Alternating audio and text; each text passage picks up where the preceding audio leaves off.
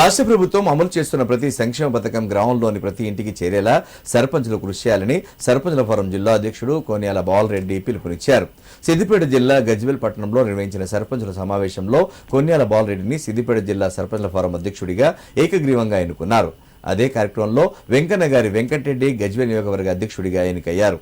ఈ సందర్భంగా మాట్లాడిన కొన్యాల బాలరెడ్డి ప్రజా సమస్యల పరిష్కారంతో పాటు నియోజకవర్గ జిల్లా స్థాయిలో సర్పంచులు ఎదుర్కొంటున్న సమస్యలపై పోరాటానికి సిద్ధంగా ఉంటామని తెలిపారు.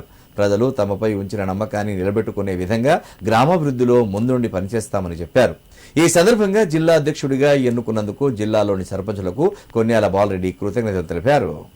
సిద్దిపేట జిల్లా ప్రజలందరికీ హృదయపూర్వక నమస్కారం. అదేవిధంగా సిద్దిపేట జిల్లాలో నూతనంగా ఎన్నికైనటువంటి అన్ని రాజకీయ పార్టీల సర్పంచులకు, అన్ని రాజకీయ పార్టీల మండల ఫోరం అధ్యక్షులకు హృదయపూర్వక నమస్కారం.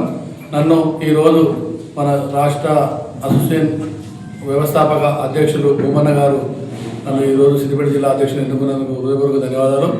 అదేవిధంగా ఈనాటి నుంచి బాధ్యతలు అన్నగారు చెప్పినట్టు నిర్వర్తిస్తూ ప్రతి సమస్యపై సర్పంచుల సమస్యపై పోరాటం చేస్తూ సీఎం గారి దృష్టి తీసుకుపోయి తప్పకుండా నర్సన్న ఆధ్వర్యంలో తీసుకుపోయి తప్పకుండా ఆ సమస్యలపై పోరాటం చేస్తూ ఉద్యమ రూపంలోనే మంచిగా పనిచేస్తూ తప్పకుండా సమస్యలపై స్పందిస్తామని మనస్ఫూర్తిగా తెలియజేస్తా ఉన్నాం.